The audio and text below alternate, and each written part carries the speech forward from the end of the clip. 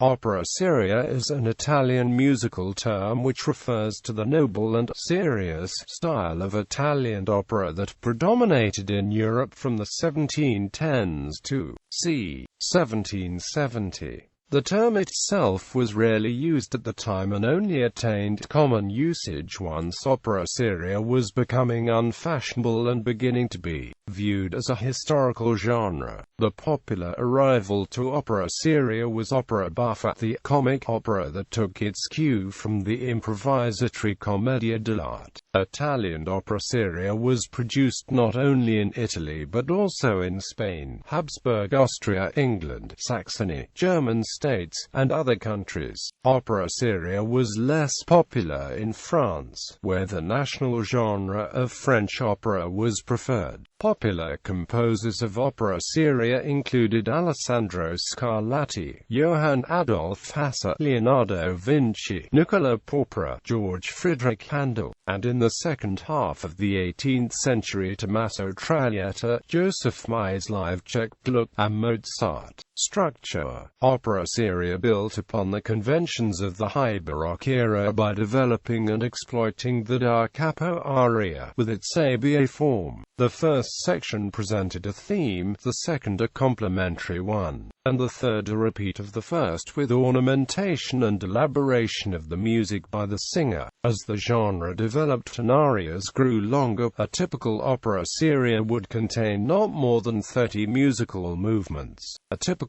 opera would start with an instrumental overture of 3 movements and then a series of recitatives containing dialogue interspersed with arias expressing the emotions of the character. This pattern only broken by the occasional duet for the leading amatory couple.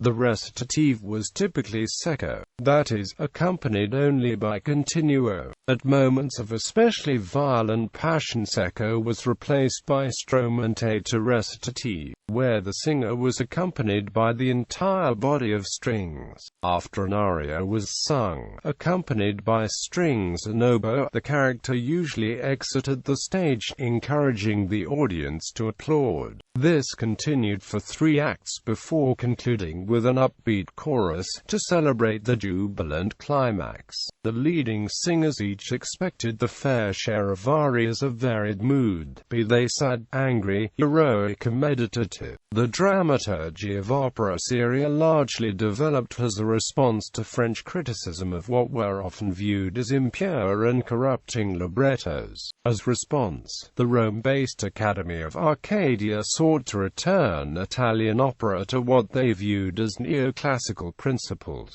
obeying the dramatic unities of Aristotle and replacing a moral plot, such as Busnello's L'incoronazione dei Poppi, with highly moral narratives that aim to instruct, as well as entertain. However, the often tragic endings of classical drama were rejected out of a sense of decorum. Early writers of opera seria librettos such as Apostolo Zeno felt that virtue should be rewarded and shown triumphant, while the antagonists were to be put on the way to remorse.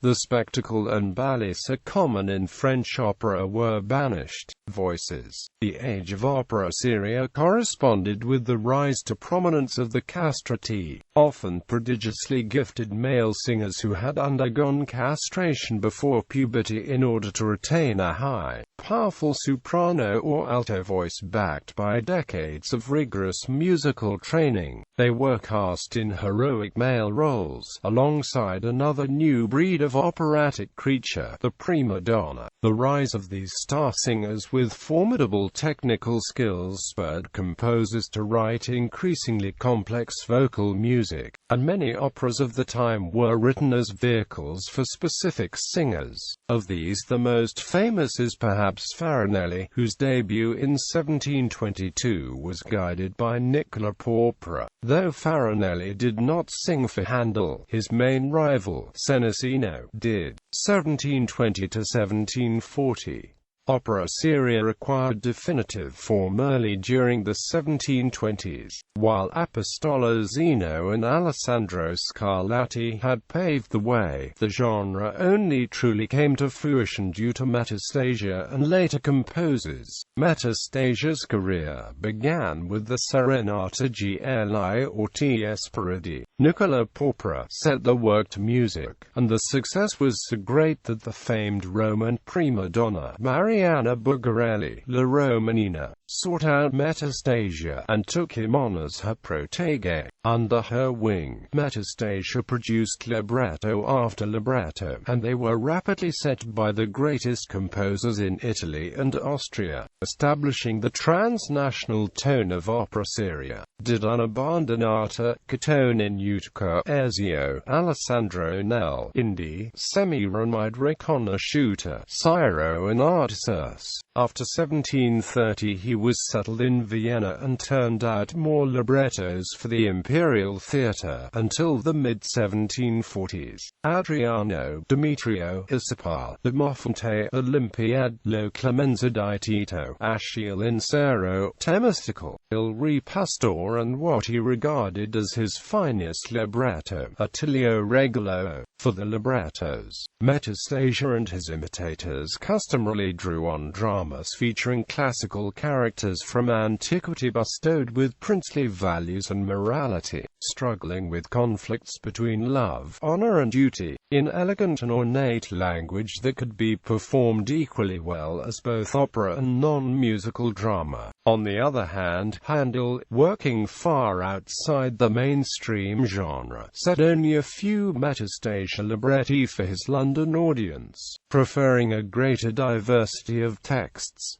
At this time the leading Metastasian composers were Hasse, Antonio Caldara, Vinci, Porpora, and Pergolesi. Vinci's settings of Did unabandonata and Artasus were much praised for the strumento recitative, and he played a crucial part in establishing the new style of melody. Hasse, by contrast, indulged in stronger accompaniment and was regarded at the time as the more adventurous of the two. Pergolesi was noted for his lyricism. The main challenge for all was achieving variety, a break from the pattern of secco recitative and aria da capo. The mutable moods of Metastasia's librettos helped, as did innovations made by the composer, such as strumento recitativa cutting a ritornello. During this period the choice of keys to reflect certain emotions became standardized. D minor became the choice key for a composer's typical rage aria, while D major for pomp and bravura, G minor for pastoral effect and E flat for pathetic effect became the usual options. 1740 to 1770. After peaking during the 1750s, the popularity of the Metastasian model began to wane. New trends, popularized by composers such as Niccolò Jomoli and Tommaso Traviata, began to seep into opera seria. The Italianate pattern of alternating, sharply contrasted recitative and aria began to give way to ideas from the French operatic tradition. Jomoli's works from 1740 onwards increasingly favored accompanied recitative and greater dynamic contrast, as well as a more prominent role for the orchestra while limiting virtuosic vocal displays. Traviata reintroduced the ballet in his operas and restored the tragic, melodramatic endings of classical dramas. His operas, particularly after 1760, also gave a larger role to the chorus. The culmination of these reforms arrived in the operas of Christoph Willibald Gluck. Beginning with Orfeo et Eurydice, Gluck drastically cut back on the possibilities for vocal virtuosity afforded to singers, abolished secco recitative, and took great care to unify drama, dance, music, and theatrical practice in the synthesis of Italian and French traditions. He continued his reform with Alceste and Paride ed Elena. Gluck paid great attention to orchestration and considerably increased the role of the chorus. He also cut back heavily on exit arias. The labyrinthine subplots that had riddled earlier a Baroque opera were eliminated. In 1768, the year after Gluck's Alceste, Jomoli and his librettist Veriazzi produced Fette Dante. Ensemble and chorus are predominant, the usual number of exit arias slashed in half. For the most part, however, these trends did not become mainstream until the 1790s, and the Metastasian model continued to dominate. 1770 to 1800. Gluck's reforms made most of the composers of opera seria of the previous decades obsolete. The careers of Hasse, Jomoli, Galuppi, and Traietta were effectively finished. Replacing them came a new wave of composers such as Wolfgang Amadeus Mozart, Joseph Haydn, Antonio Salieri, Antonio Sacchini, Giuseppe Sarti, and Domenico Cimarosa. The popularity of the aria da capo began to fade, replaced by the rondo. Orchestras grew in size, arias lengthened, ensembles became more prominent, and obbligato recitative became both common and more elaborate. While throughout the 1780s Metastasia's libretti still dominated the repertory, a new group of Venetian librettists pushed opera seria in a new direction. The work of Gaetano Setta and the group surrounding him finally broke the absolute dominance of the singers and gave opera seria a new impetus. Towards the spectacular and the dramatic elements of 19th-century romantic opera, tragic endings, on-stage death and regicide became the norm rather than the exception. By the final decade of the century, opera seria as it had been traditionally defined was essentially dead, and the political upheavals that the French Revolution inspired swept it away once and for all. Social context. With a few exceptions, opera seria was the opera of the court, of the monarchy and the nobility.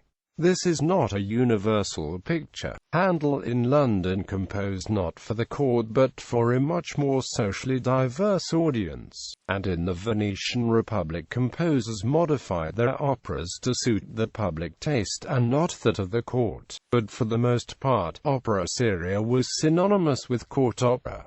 This brought with it a number of conditions. The court, and particularly the monarch, are required that their own nobility be reflected on the stage. Opera seria plotlines are heavily shaped by this criterion. Il Re Pastor displays the glory of Alexander the Great, while Lo Clemenza di Tito does the same for the Roman Emperor Titus. The potentate in the audience would watch his counterparts from the ancient world and see the benevolent autocracy redound to his own credit. Many aspects of the staging contributed to this effect. Both the auditorium and stage were lit during performances, while the sets mirrored almost exactly the architecture of the palace hosting the opera. Sometimes the links between opera and audience were even closer. Gluck's Serenata Il Parnasso Confuso was first performed at Vienna with a cast consisting of members of the royal family. However, with the French Revolution came serious political upheavals across Italy, and as new, more egalitarian republics were established and old autocracies fell away, the Arcadian ideals of opera seria seemed increasingly irrelevant. Rulers were no longer free from violent deaths, and under new social ideals the hierarchy of singers broke down. Such significant socio-political change meant that opera seria, so closely allied to the ruling class, was finished.